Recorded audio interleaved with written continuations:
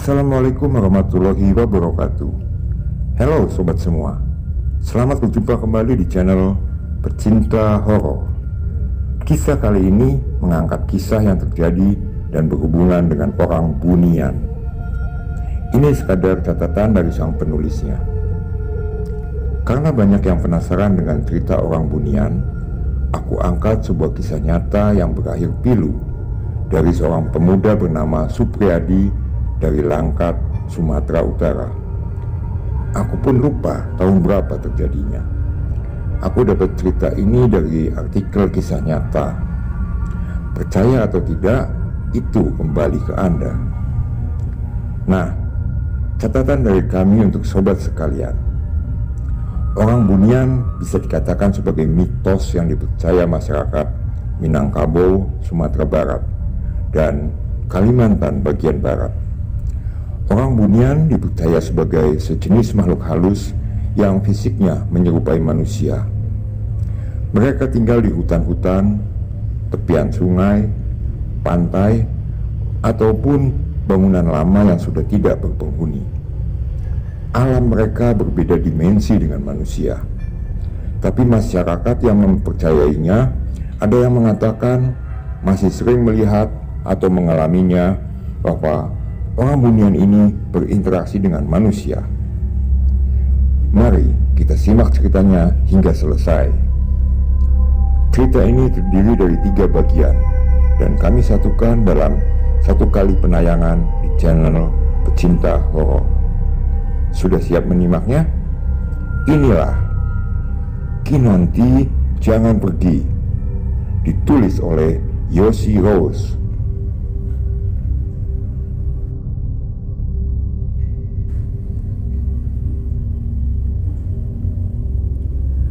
Supriyadi, itulah nama pemuda yang kesehariannya mencari kayu bakar di hutan seberang desanya. Dia tinggal bersama ibunya yang bekerja sebagai petani.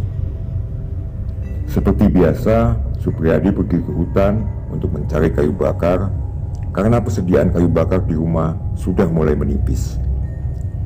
Siang itu, berangkatlah Supriyadi dengan membawa bekal makanan seadanya, sebotol air minum, dan sebuah kampak. Menyusuri jalan setapak, sampailah Supriyadi di hutan yang biasa diambil kayu bakarnya. Sambil meletakkan bekalnya, ia mulai mencari kayu hutan yang sudah tumbang, lalu dipotongnya memakai kampak. Setelah dirasa cukup, ia pun beristirahat sebentar, sembari menikmati bekal makanan yang dibawanya dari rumah. Seusai menghabiskan makanannya, Supriyadi bergegas pulang ke rumah sambil membawa setumpuk kayu bakar. Dalam perjalanannya, ia melihat seorang wanita berlari ketakutan ke arahnya. Rupanya ada seekor anjing yang sedang mengejarnya dengan beringas. Wanita itu cepat-cepat bersembunyi di balik tubuh Supriyadi, seolah meminta perlindungan. Anjing itu berhenti beberapa meter dari tempat Supriyadi dan wanita itu berdiri, sambil terus menggonggong. Dengan sigap, Supriyadi mengusir anjing itu dengan kayu ranting yang ada di dekatnya. Tapi anjing itu tak mau pergi. Dari tingkahnya mengisyaratkan bahwa anjing itu melihat sesuatu yang aneh dari wanita yang ada di belakangnya. Tapi wanita itu masih menyembunyikan wajahnya di balik tubuh kurus Supriyadi. Karena kesal melihat anjing itu tak mau pergi, dilemparnya ranting kayu di tangannya dan mengenai badan anjing, membuat anjing itu kesakitan dan pergi dari hadapan mereka. "Kak, sudah aman, anjingnya sudah pergi," kata Supriyadi pada wanita yang berada di belakangnya. Masih merasa takut, perlahan wanita itu menampakkan wajahnya hingga Supriyadi terpesona. "Makasih ya bang, udah menolong aku." "Oh ya, namaku Kinanti," ujar wanita itu sambil mengulurkan tangannya. "Namaku Supriyadi," katanya ketika menyambut tangan yang halus itu. Dalam hatinya sangat mengagumi kecantikan wajah Kinanti. "Maaf bang, aku harus pulang. Nanti ibuku mencariku. Lain waktu kita bertemu lagi. Sekali lagi, terima kasih sudah menolongku, ucap Kinanti sambil berjalan meninggalkan Supriyadi yang berdiri terpaku. Sebelum Kinanti menjauh, Supriyadi berteriak, "Kapan kita bertemu lagi, Kinanti? Jika ingin bertemu, sebut saja namaku, pasti aku akan datang," jawab Kinanti sebelum hilang dari pandangan Supriyadi. Kemudian ia melanjutkan perjalanan pulang karena waktu sudah menjelang sore.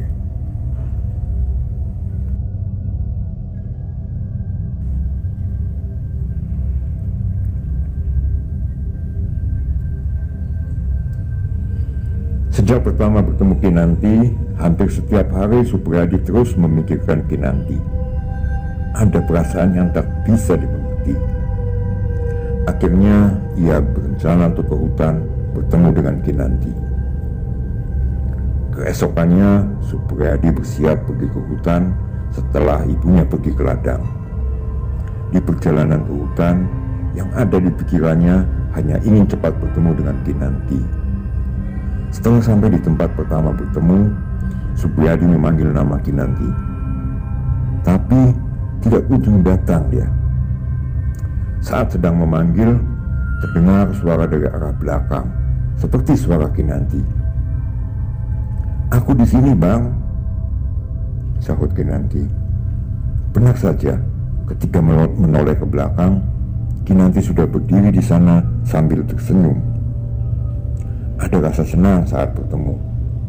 Tak lama, Kinanti mengajaknya ke suatu tempat tak jauh dari hutan ini.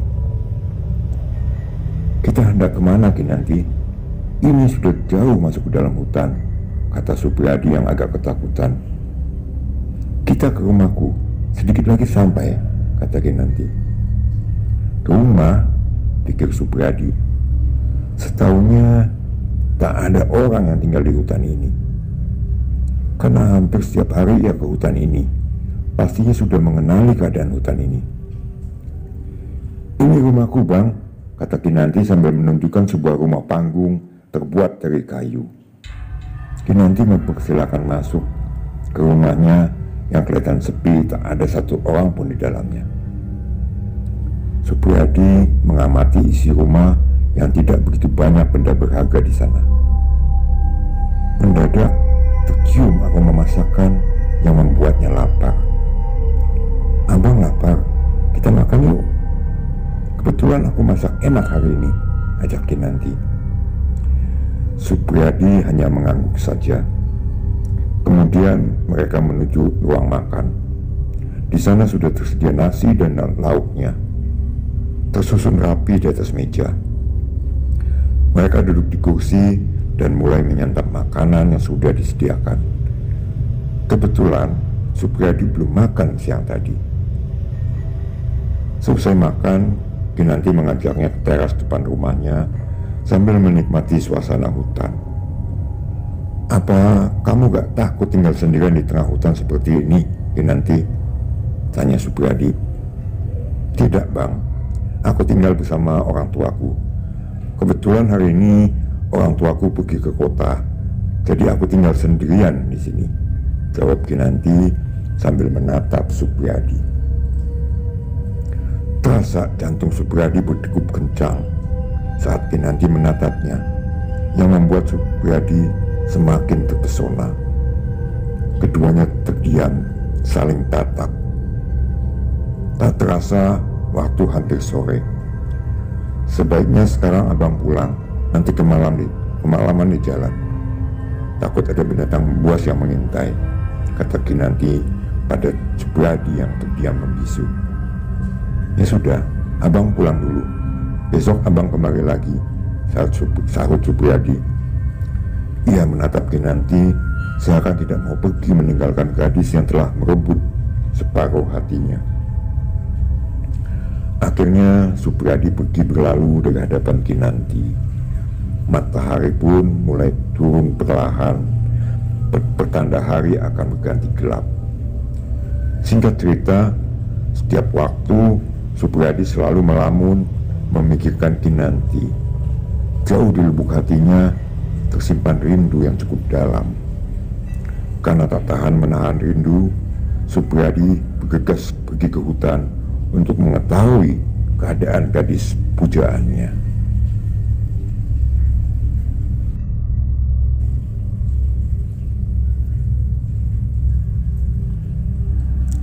Pikirannya hanya terbayang wajah Kinanti.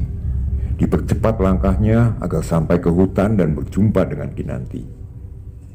Sesampainya di hutan, Supriyadi menyusuri jalan menuju rumah Kinanti. Saat tiba di tempat kemarin, di mana ada rumah panggung milik Kinanti, betapa terkejutnya Supriyadi melihatnya. Di tempat itu tidak ada rumah, yang ada hanya tunggul kayu hutan besar yang menghitam. Supriyadi merasa yakin kalau di tempat inilah rumah Kinanti. Karena tak menemukan Kinanti, Supriyadi terus memanggil-manggil nama Kinanti hingga tanpa sadar ia sudah melangkah jauh masuk ke dalam hutan. Tapi hasilnya nihil. Dengan wajah sedih, Supriyadi memutuskan untuk kembali ke rumah. Pikirannya kacau. Supriyadi berharap esok akan bertemu lagi dengan Kinanti. Keesokan harinya, Supriyadi kembali ke hutan untuk mencari keberadaan Kinanti. Ia terus memanggil nama Kinanti, berharap Kinanti mendengar suaranya. Tapi usahanya tak berhasil. Kinanti tak kunjung datang. Supriyadi sempat menangis karena gadis pujaannya tak ditemukan di hutan itu. "Kinanti, aku merindukanmu!" teriak Supriyadi memecah sunyinya hutan. Sambil mengusap air matanya, Supriyadi melangkah kembali pulang ke rumah. Hampir setiap hari Supriyadi pergi ke hutan, duduk melamun di tempat pertama kali bertemu dengan Kinanti. Bayang-bayang Kinanti terus bermain di pelupuk matanya, menambah rasa rindunya semakin dalam.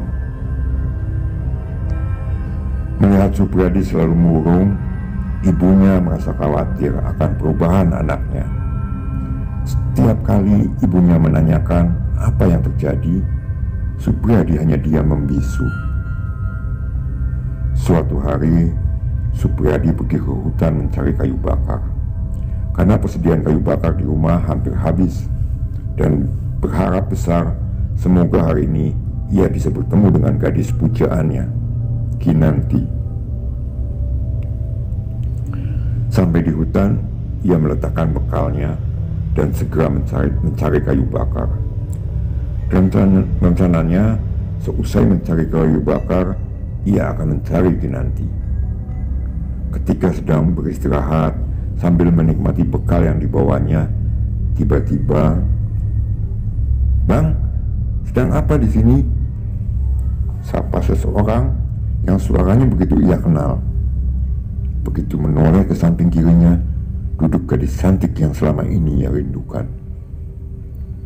Akhirnya, Supriyadi bisa bertemu kembali dengan gadis pujaannya. "Kemana saja kau beberapa hari ini, Kinanti? Aku mencarimu ke hutan ini. Aku pun tak bisa menemukan rumahmu. Aku sangat kehilanganmu," kata Supriyadi sambil menatap wajah cantik gadis pujaannya. "Maaf bang, aku tidak sempat memberitahu abang karena orang tuaku mengajakku pindah ke kota. Jadi gak sempat pamit sama abang. Sekali lagi, maaf ya bang," jelas Kinanti sambil memelas dan merasa bersalah. "Sebagai permintaan maafku, aku mau mengajak abang jalan-jalan biar abang gak merasa sedih lagi," kata Kinanti. "Tapi bagaimana dengan kayu bakarnya?" tanya Supriyadi. "Nanti ada yang ngurus. Sekarang aku mau ajak abang senang-senang," kata Kinanti. Ada keraguan untuk ikut bersama Kinanti, tapi Kinanti seakan tahu keraguan di pikiran Supriyadi. "Abang tak usah ragu, aku gak akan meninggalkan abang lagi. Kita akan selalu bersama," kata-kata Kinanti membuat Supriyadi yakin. seakan tahu isi hati lelaki di sampingnya. Benarkah Kinanti? Supriyadi meyakinkan apa yang diucapkan gadis pujaannya. Iya bang, kali ini aku gak akan bohong. Aku tahu abang menyukaiku, jawab Kinanti sambil memegang tangan Supriyadi. Akhirnya Supriyadi yakin bahwa Kinanti gak akan pergi meninggalkannya lagi.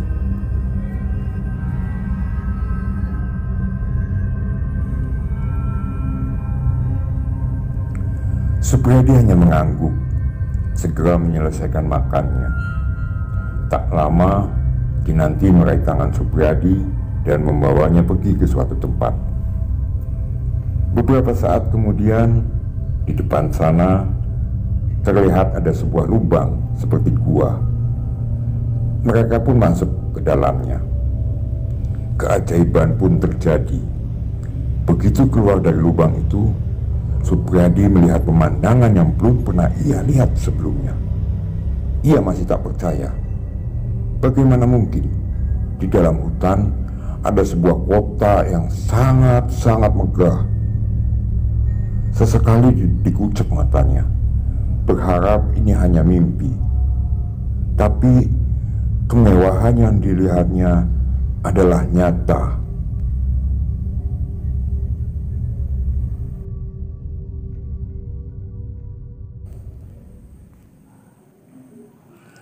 Supriyadi begitu terpana dengan pemandangan yang belum pernah ia lihat.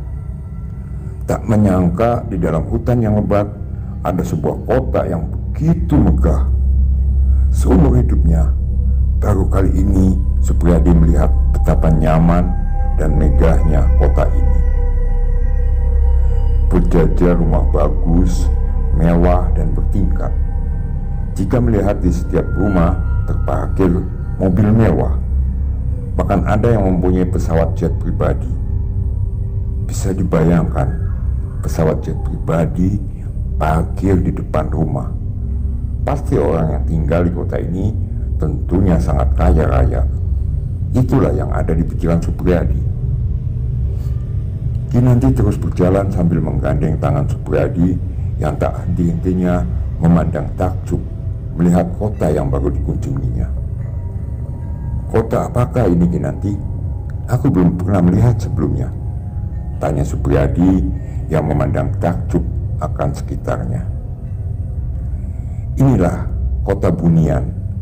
Sekarang aku tinggal di sini, jawab Kinanti. Kota Bunian? Kata Supriyadi keheranan. Sepertinya Supriyadi pernah tahu kota itu. Suatu saat abang akan tahu kota Bunian, kata Kinanti seolah menyembunyikan sesuatu. Gimana bang? Udah merasa senang melihat kota Bunian ini? Tanya Kinanti. Sudah, tapi ada keinginan yang belum tercapai, sahut Supriyadi. Langkah Kinanti dan Supriyadi terhenti karena ia melihat pesawat besar terparkir di salah satu rumah mewah. Apa itu bang? Mana tahu aku bisa mengabulkannya, tanya Kinanti sambil menatap pemuda di sampingnya. Aku ingin sekali naik pesawat terbang. Seumur hidup abang belum pernah naik pesawat terbang, jawab Supriyadi sambil melihat sebuah pesawat besar yang ada di depan matanya. Oh, hanya itu. Sekarang kita ke rumahku kalau abang mau naik pesawat. Digandengnya kembali, tangan Supriyadi berjalan menuju sebuah rumah yang tak jauh dari pesawat yang tadi ia lihat. Ini rumahku bang, kata Kinanti sambil menunjukkan rumah yang sangat besar. Terlihat ada taman lengkap dengan kolam ikan dan air mancurnya. Berjajar mobil mewah berada di samping rumah. Dan terkejutnya lagi, Supriyadi melihat sebuah pesawat lebih besar dari pesawat yang ia tadi lihat. Kinanti menaiki tangga pesawat itu satu persatu. Sementara Supriyadi masih tidak percaya kalau ia akan naik pesawat. Ayo bang, kita naik pesawat. Kita jalan-jalan keliling dunia, ajak Kinanti yang sudah naik duluan. Supriyadi menaiki tangga pesawat. Aku naik pesawat, kata Tanya kegiraan dalam hati.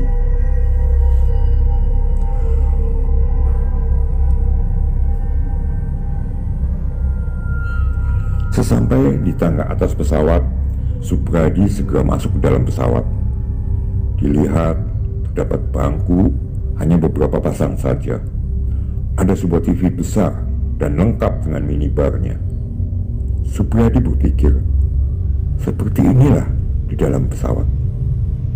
Supriyadi memilih duduk dekat jendela agar bisa melihat langit dan pemandangan. Setelah melakukan persiapan untuk terbang, pesawat pun mulai melakukan take off. Dan terbanglah pesawat yang ditumpangi Supriyadi dan Kinanti. Di dalam pesawat, Supriyadi bisa melihat pemandangan, langit dan awan. Supriyadi begitu menikmati perjalanan bersama gadis pujaannya. Karena terlalu bahagia, tiba-tiba Supriyadi merasakan kantuk yang luar biasa. Akhirnya ia bersandar di bahu Kinanti sambil tertidur. Kinanti mengelus kepala Supriyadi sambil berkata, "Tidurlah bang, mimpilah yang indah." Pagi itu, pramugari pesawat dikejutkan dengan sesuatu. Setelah didekati, ternyata seorang pemuda berpakaian lusuh sedang tertidur. Pramugari itu membangunkan Supriyadi. Saat membuka mata, Supriyadi terkejut karena Kinanti tak berada di sampingnya. Dia mencari-cari Kinanti yang menghilang dari mana. Supriyadi berjalan ke sana kemari, memeriksa setiap sudut pesawat sambil memanggil nama Kinanti. Ia terus mencari Kinanti, tapi tak juga menemukan Kinanti. Supriyadi menangis sejadi-jadinya. Ia terpukul sekali dengan kepergian Kinanti yang tidak berpamitan padanya. "Kinanti, jangan pergi!" Begitulah yang keluar dari mulut Supriyadi sambil menangis terseduh-seduh. Jiwanya begitu terguncang. Pramugari merasa kebingungan. Bagaimana mungkin seorang pemuda desa bisa berada di pesawat sendirian? "Abang, siapa namanya dan dari mana asalnya? Kok bisa berada di dalam pesawat ini sendirian?" tanya pramugari itu. "Aku gak tahu siapa namaku. Aku udah gak tahu dari mana asalku. Aku tadi naik pesawat bersama kekasihku, Kinanti." "Di mana Kinanti? Kinanti? Kinanti? Kinanti, jangan pergi!" ratap Supriyadi yang mendadak tak mengenal dirinya lagi. Ia menangis sambil menyebut nama Kinanti. Pramugari heran mendengar penjelasan Supriyadi, karena di pesawat tadi tak ada siapa-siapa selain Supriyadi. Akhirnya pramugari itu memapah Supriyadi yang terus menyebut nama Kinanti keluar dari pesawat. Dan pagi itu dihebohkan seorang pemuda dari desa berpakaian lusuh bisa berada di pesawat sendirian di Bandara Polonia Medan. Ya, pemuda itu adalah Supriyadi. Ia terus berjalan sambil mengatakan, "Kinanti, jangan pergi."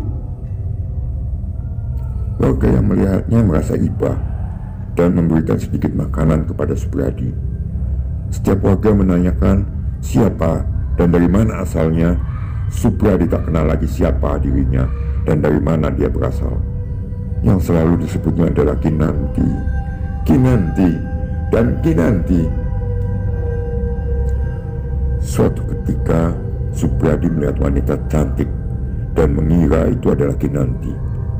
Ia berlari mengejar wanita itu, dan setelah didapat, wanita itu bukan Kinanti. Supriyadi kembali menangis, memanggil nama Kinanti.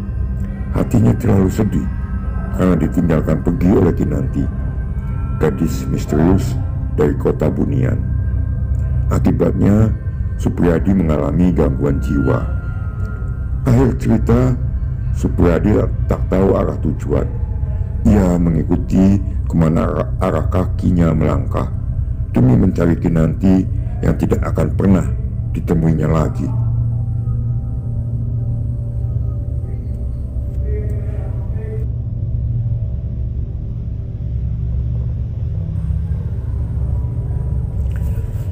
Demikian kisah pilu dari seorang Supriyadi, pemuda dari Langkat yang harus menderita gangguan jiwa setelah bertemu dengan gadis misterius dari kota Bunian. Terima kasih buat yang sudah membaca cerita ini, dan terima kasih pula buat sobat yang sudah mendengarkan dan menyaksikan tayangan di channel Pecinta Horor. Sampai jumpa lain kesempatan. Assalamualaikum warahmatullahi wabarakatuh.